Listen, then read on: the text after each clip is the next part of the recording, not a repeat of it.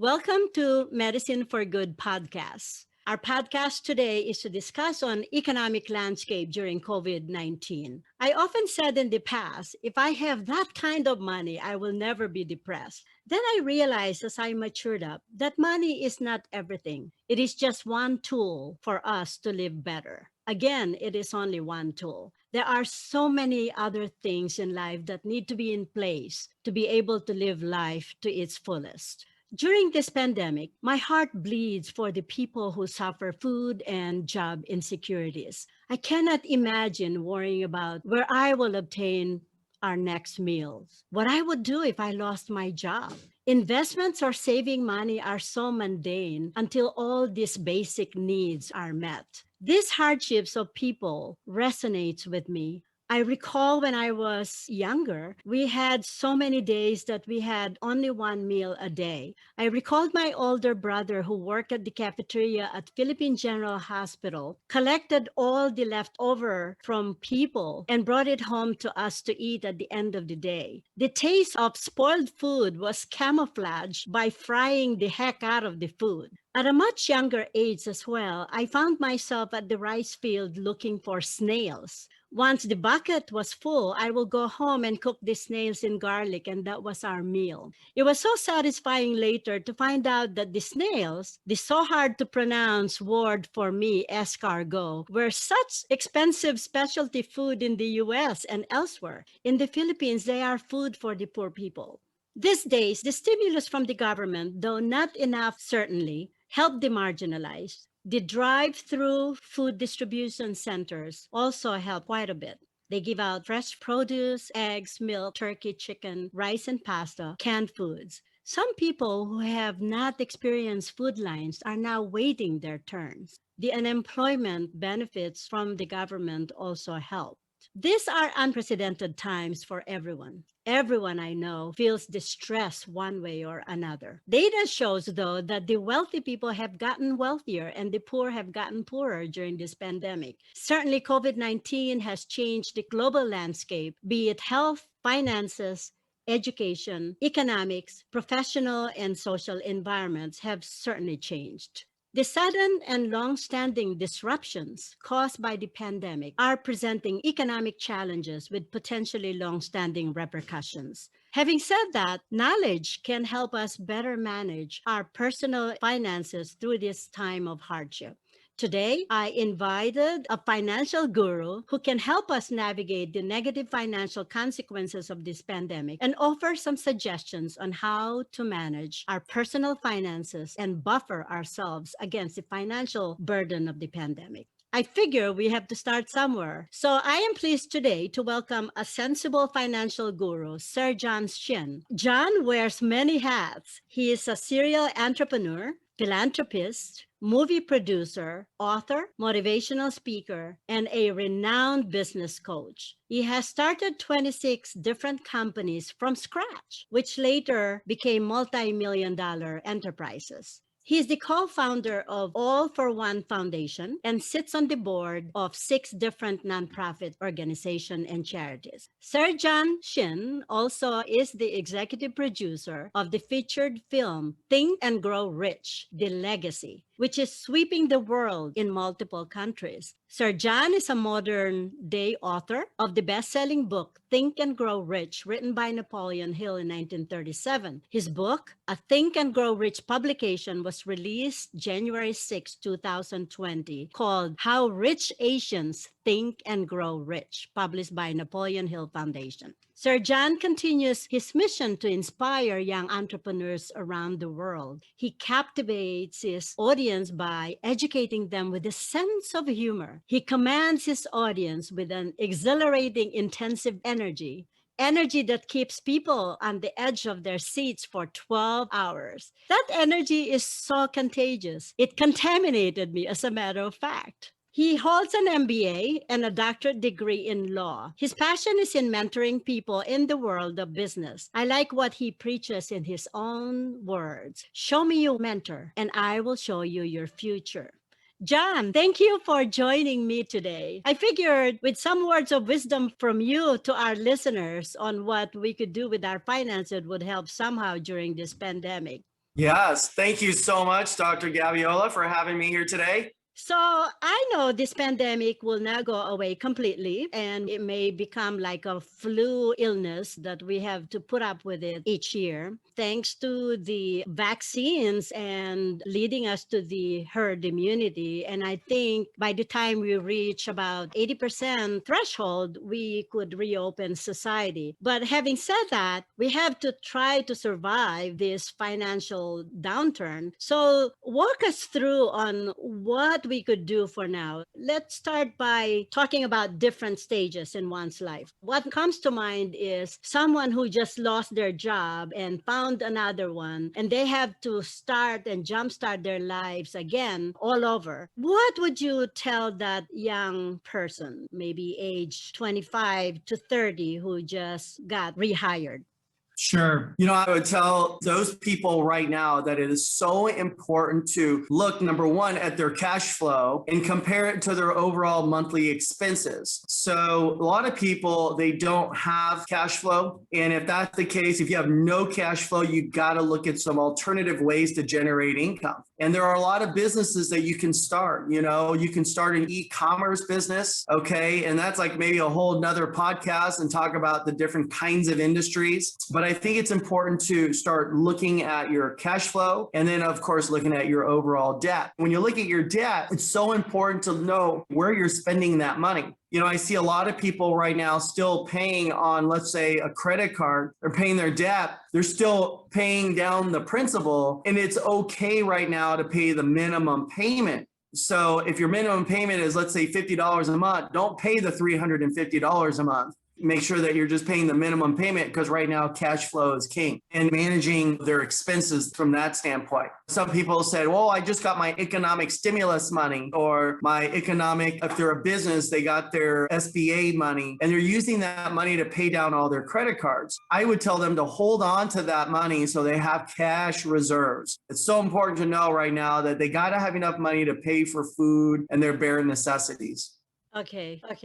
Why don't you take us on a middle-aged person, 35 to 40, for example, having maintained a reliable job, a few savings here and there, and want to look at their financial portfolio? What should they be thinking in terms of planning?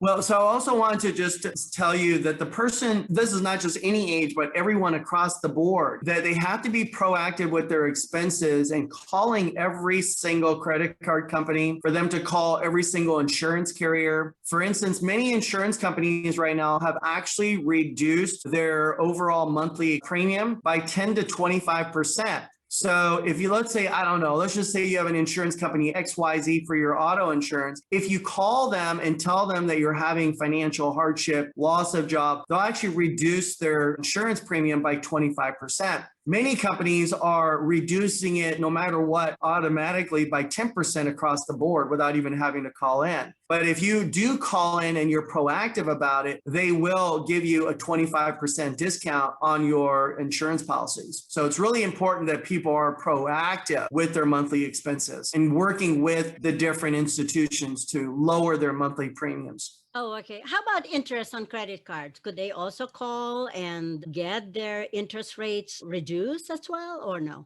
Yeah, so many credit card companies right now are actually allowing you, if you're paying 22% or 18%, they're actually waiving that for 90 days and 6 months in some cases. So it just kind of depends on who the credit card carriers are, but they're willing to work with you on that. And a lot of people are concerned that if you don't pay right now, that there might be a derogatory reported on your credit report. And they recognize that as well. So right now, many credit card companies, if you're on the phone with them and you're talking to them and communicating with them, they'll also not report for up to 90 days as well. How about refinance of a home? If you have some equity on the home, the interest is so low now.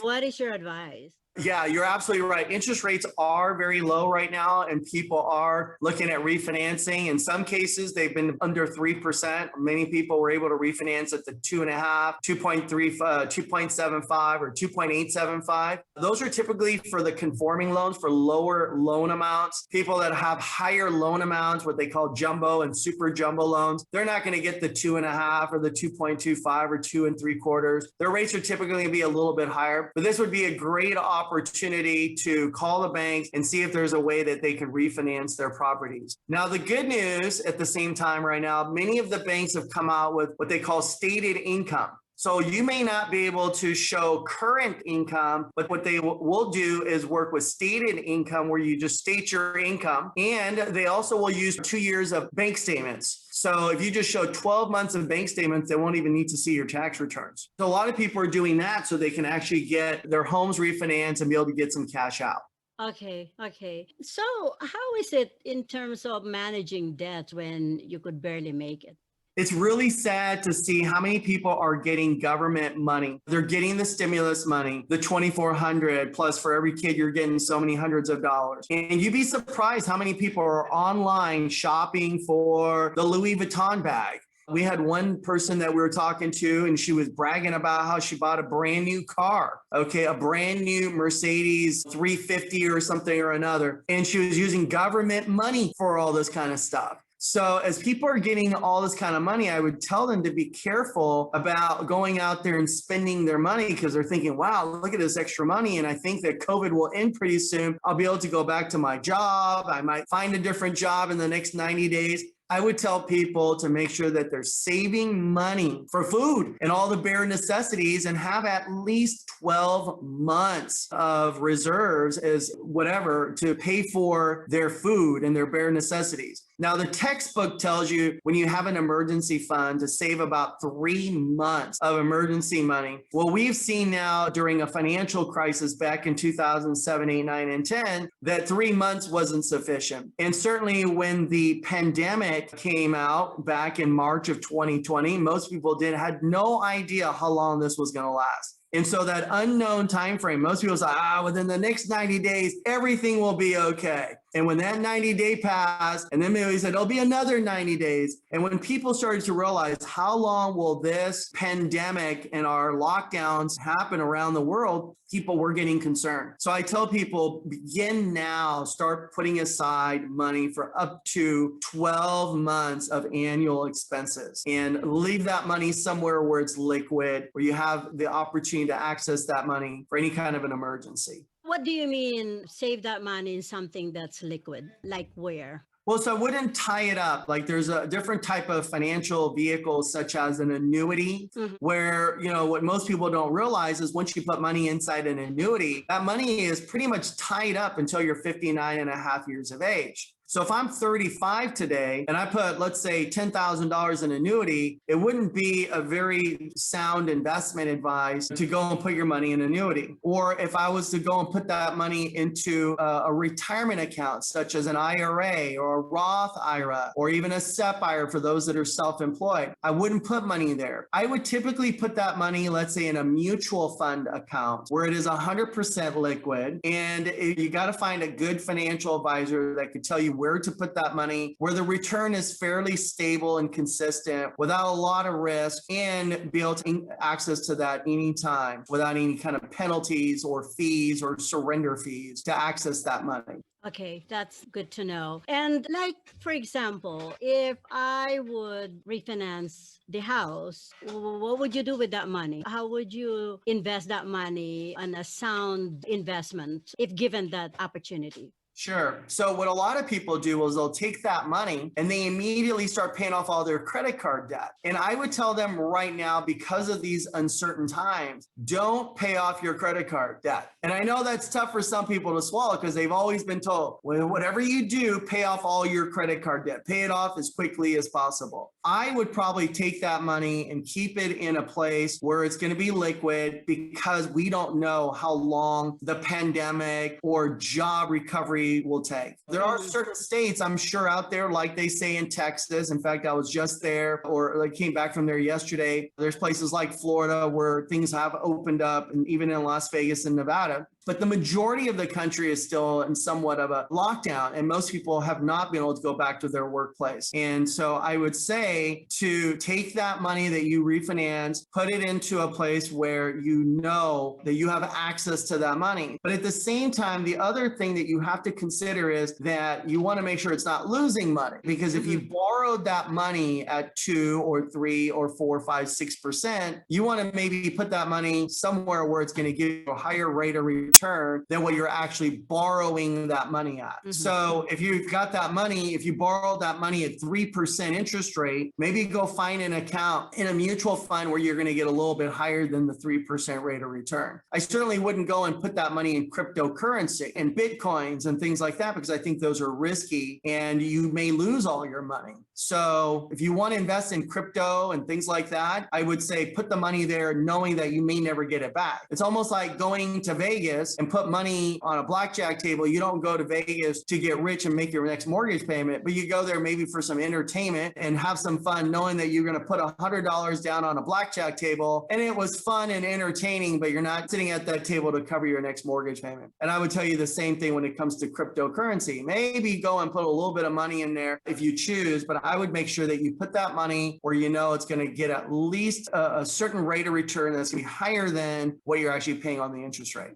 Good to know, because there's so much hype on cryptocurrency and Bitcoins, right? So it's good to know how risky it is. In terms of risk, how would you put crypto and Bitcoin on a range of risk in terms of investments? Well, I would say if you put it on a scale of 1 to 10, 10 being risky, 1 being like putting money in a bank account, right? Knowing it's there. And there's some degree of risk of putting money in the bank as well, right? I mean, there's inflation, there's taxes and all that kind of stuff. And you could still potentially net out 0 or negative. But what I mean is if I put $100,000 in crypto, what is the likelihood I'll have that money in the next year or 2 or 3? It's so new. There's no regulation. That's another thing that a lot of people see it as attractive. But what happens is when regulation does happen, what happens to the value of cryptocurrency? And there's a lot to learn about crypto and blockchains and things like that.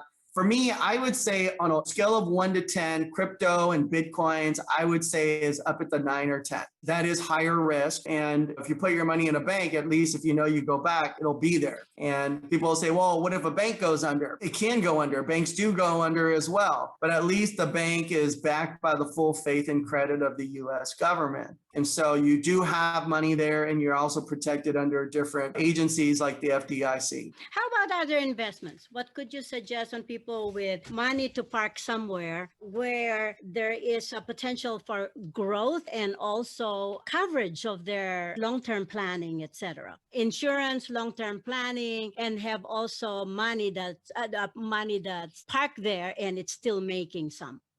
So there's several things you can do. Number one is it depends on how much money you have. Now, there is what they call an active money manager. These active money managers will manage your money on a daily basis, and they have the opportunity to take your money and go in and out of the market with your money. And they've done very well over the last 30, 40 years. So I would say to find a great, not a good one, but a great active money manager, have them manage that money for you. And when you go to the big wirehouses, typically an active money manager would like to see $1 million as a minimum investment. But there are active money managers out there today that will go in as low as $25,000. And so again, by putting your money there, it is number one, it is managed by an active money manager that they've got control over your assets and they're able to invest that money. They're monitoring it on a daily basis and it is 100% liquid. What these active money managers will do is not just go for the big gain where you're looking for the get rich overnight, but they're also managing risk and making sure that they know when to pull your money out at the right time. Where do you find those, John? Because I know, for example, Fidelity will only do that for a portfolio that are like $1 million and above, right? But how about if you only have like 25,000 or 50,000? Where would you find those active money managers that are competent and for sure ethical?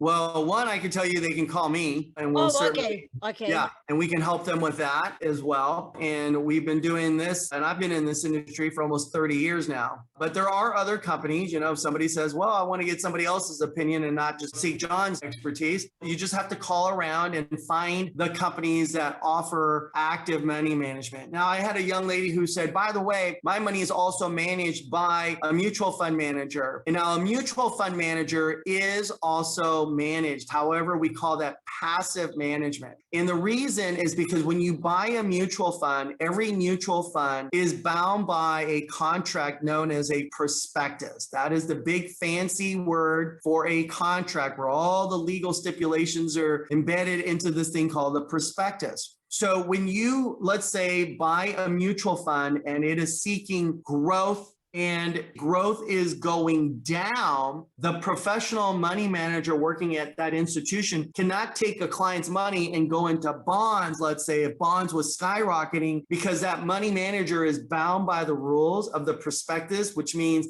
it can only be invested into growth funds or growth stocks.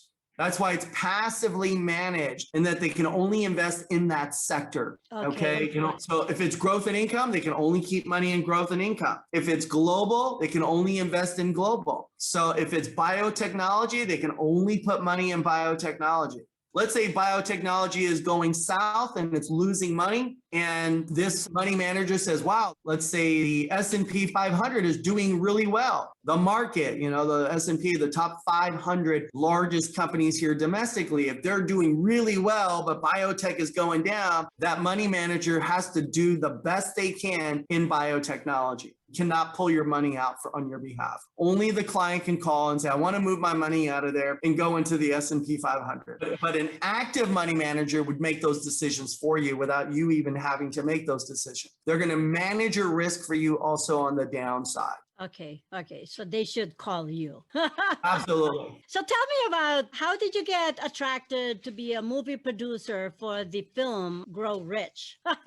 Well, so back in the early 1990s, both my wife and I decided that we would leave the legal industry and we would pursue something else. And she was the first one to decide to go into the financial industry. And about a year later, she got me involved with her in her business. But we were just two young kids trying to figure out ways to pay off all our law school tuition and pay off all our credit card debt that we acquired through school. And we just wanted to be debt free. So we had no idea where to begin. And so we went to a bookstore because back then, believe it or not, we didn't even have the internet. The World Wide Web didn't even exist in 1990, 1991. And so Google and all these podcasts and shows like yourself that you're putting on, the YouTube channels, none of those things existed. So we went to a bookstore, we picked up a book called Think and Grow Rich, came home, began reading it, and we couldn't believe all the little secrets that were in the book.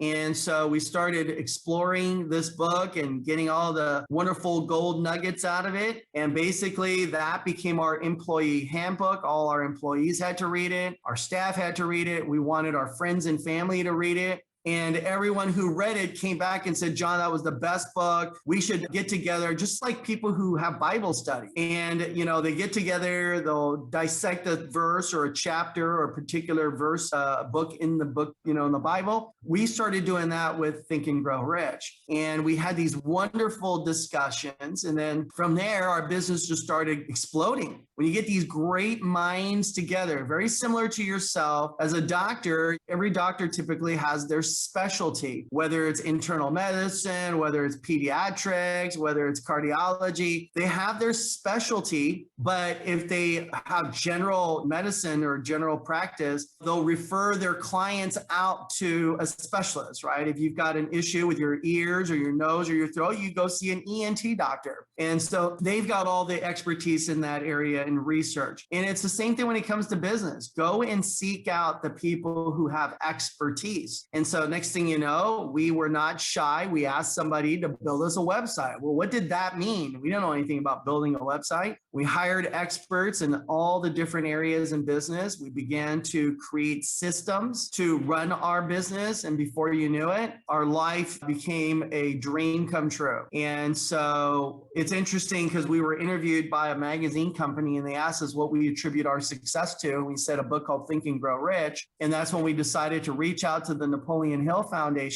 and ask them if we can make a movie based on the original book. And surprisingly, they said, yes, what a great idea. And we went into full production. And now the movie is going viral around the world. And we're helping people in what I call the 4 areas of their life, the 4 F's. And the first F is their faith. Their second F is their family. The third F is their finance. And the fourth F is their fitness. So if you work in those 4 areas of your life, we say think and grow rich. When we hear the word rich, most people equate that with money. Money. Exactly. And rich means not just money, but rich in all areas of your life. Rich in your faith, rich in your relationships, rich in your health, rich in your marriage. Rich in business. Sure. Be rich in all areas of your life. Exactly. When I was younger, I always said, I wish I was wealthy. And I thought it was all money. But there's something beyond money that we can't buy, right? Family, relationships, and health, right? So, absolutely. Yeah. Yeah. So for take-home points, how would you prevent people from bleeding financially? What are some useful advice to prevent financial exsanguination should there be another pandemic?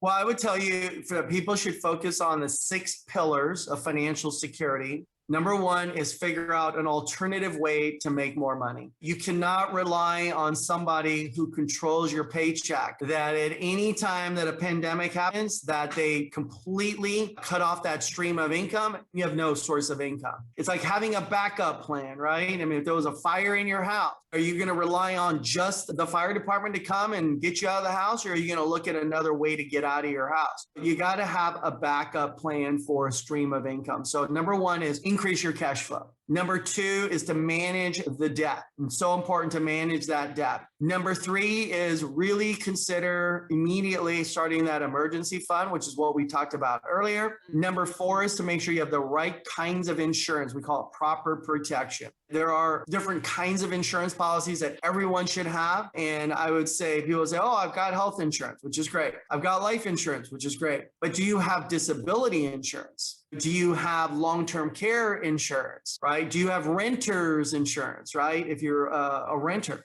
That would be number 5. And number 6 is to make sure that you do some legacy planning and some estate planning to make sure that you get a living trust in place as quickly as possible. That estate plan encompasses 4 areas. And number 1 is to have a living trust. Number 2 is to have a pour over will. Number 3 is to have all your guardianship documents in place if you've got minors. And finally is to have all your powers of your attorney. Powers of attorney. So your advanced health directive, financial power of attorney, all those things. And to find a good lawyer to help you with all those things and really seek out professional advice and, find an advisor that I would tell you that's been in this industry for at least more than 3 years. I see a lot of people trying to get advice from people who just been in the industry for 6 months, or even worse is they go and seek advice from someone that's not even licensed and credentialed in this industry, and they're telling you how to manage your money. So there you go. Good. That's wonderful. So I hope the listeners will figure out how that will fit in their planning, right? Believe it or not, we're about on that 30 minutes or 35 minutes. So other take-home points, John, and now I'm already thinking and hopefully grow rich. Is it too late? Never too late to think and grow rich. It's interesting. Dr. Martin Luther King said that most people die at the age of 25. We just don't bury them until they're about 80. And I think what he was referring to is that most people have given up on all their dreams. And whatever your dreams are, if you want to be an actor, you want to be a musician, you want to become a lawyer, you want to become a real estate agent, dream big and be the best at what you're going to do and be the best version of you. And it's never too late. It's never too late for you to dream big and go after it. And it's never too late either. I'll certainly pick up that book, John. Your energy is captivating and contagious. So I certainly enjoy partaking in some of your courses and stuff like that. So it's phenomenal. So, other take home points for people besides thinking big and follow their passion and dreams? Yeah, I mean, I would tell them, look, number one is don't be shy to ask people for help. Most people, they feel like, if you ask for help, you're incompetent. And it's not that you're incompetent. There are professionals out there for a reason. Seek out professional advice. Some people say, well, I don't need to go see a doctor. And how would you know how healthy you are if you don't get examined by a professional, medical professional? Have them run the test, make sure you're okay. It's interesting. A friend of mine actually went and saw a doctor, and the doctor said, he says, how do you feel? And he says, I feel great. And he says, okay, well, I'm sure that there's probably no issues. The doctor takes his blood test, his urine sample, runs all these labs. And the doctor comes back and says, hey, he says, man, he goes, it's interesting that you said you feel great because the lab reports say otherwise. And he goes, really? He goes, look at your lab reports and we got to put you on medication, he says, or we got to change your diet, your exercise. And he goes, but I feel like I feel good. And he goes, hey, let me just tell you what's happened is that you have felt crap for so long, your body doesn't even know and it forgot what feeling great feels like. You become immune to what it feels like to be great, feeling with lots of energy. And he's like, oh my gosh. And then, of course, once he shared with him his lab reports, he really started to accept the fact that he had cholesterol issues. He had high sugar levels, and to a point where the sugar was extremely concerning that he is definitely a diabetic now. So this is where I tell people, don't wait till the last minute to go and seek out help. Get an x-ray, get your financial snapshot of what your personal finances look like. Just like you go to a doctor for your health, go see a financial doctor and see what does it really look like. And don't be embarrassed. I mean, you might be 50 years old and you're embarrassed because you made all this money over the last, 25 years and you have nothing to show for it. Well, don't wait another 25 years and retire broke and have to work till the day you die. I say, go and find a financial professional and sit down and share with them what your goals look like. And they'll plan. There's a great quote that says that most people don't plan to fail. They just fail to plan. And it's the same thing with your health. If you want to feel good every day and you want to have that energy, go and seek out a nutritionist and a doctor and find out what is it that you got to do to get yourself to work at your peak potential. What do you think nowadays with the vaccine now? And what do you think about the reopening of business and a little bit better financial stability? Is it looking good now, or what do you think, John? Yeah, I think more and more people are getting vaccinated. And as that happens, I think there'll be more confidence for people to go out. I'm sure many people are going to still want to wear masks, and that's their choice if they want to wear it to be a little safer because they're concerned about their own well-being. I certainly am not going to judge anybody and say, hey, that guy's wearing a mask. What a weirdo. We don't know what kind of pre-existing conditions that person has. So if they feel more comfortable wearing a mask, so be it. But in terms of the economy, there's definitely the government, the federal government is going to be injecting a massive amount of money into the mainstream. And we're talking about $4 trillion is going to be injected into the mainstream. And so when that happens, I just don't see how business isn't going to skyrocket as we see $4 trillion being injected back into our economy.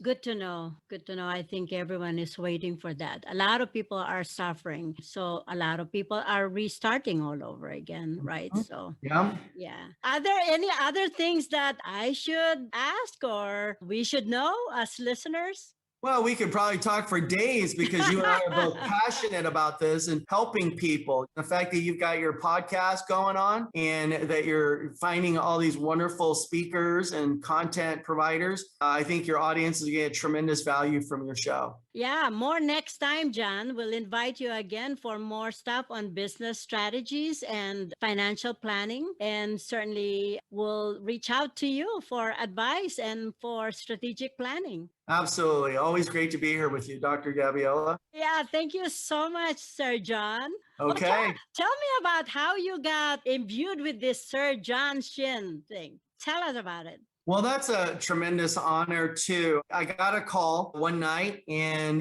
basically they said they wanted to knight my wife and I into the Royal Order of Constantine the Great in St. Helen. At first, I thought it was a joke. And I basically said, oh, am I going to get a sword? And they said, well, yes, the prince will actually get you a sword with your name on it. And I'm like, oh, there's a prince, huh? And I go, and then I was like, all right, is this like a club? I said, no, this is the real Royal Order. And it still had not hit me yet. Like I thought it was still just a joke and it was kind of like a clubbish kind of thing. And then I find out later that it was a full-blown formal Prince Raphael, who is the prince of the Royal Order of Constantine the Great. And there are real dukes and duchesses and count and countesses. And it was unbelievable. And the Royal Order of Constantine the Great is the longest active reigning order that still exists today in chivalry. So just a tremendous honor. I'll never forget the day, September 14, 2019 was the day my wife and I both got knighted. So it's pretty, with big titles also, Dr. Gaviola, also comes big responsibilities. So it's not just a title, but it's all the humanitarian and philanthropic work that we do around the world. What an honor, John. It's so nice that people like you are acknowledged and recognized for contribution to humanity. So thank you so much for having been such a philanthropist.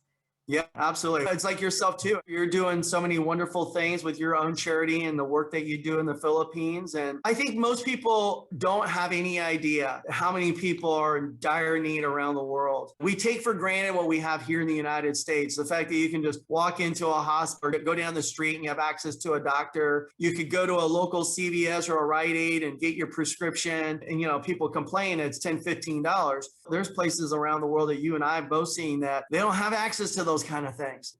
Yeah, like our mobile clinic is the only access they have in the Philippines. And of course, there are no vaccines there. They started having vaccinations for the healthcare workers, and that's the vaccine from China. Nobody knows what the data is, but at least it's some vaccine. So I think it's good, right? So hopefully this vaccination will be shared with countries in the world. Yeah, we're so lucky to be here in the US with a lot of resources. That is for sure. That's for sure. Yeah, but generally, this pandemic had really affected more of the marginalized people. And yeah, John, thank you so much. More to follow. Okay, great being Okay. here. Thank you so much. Thank you.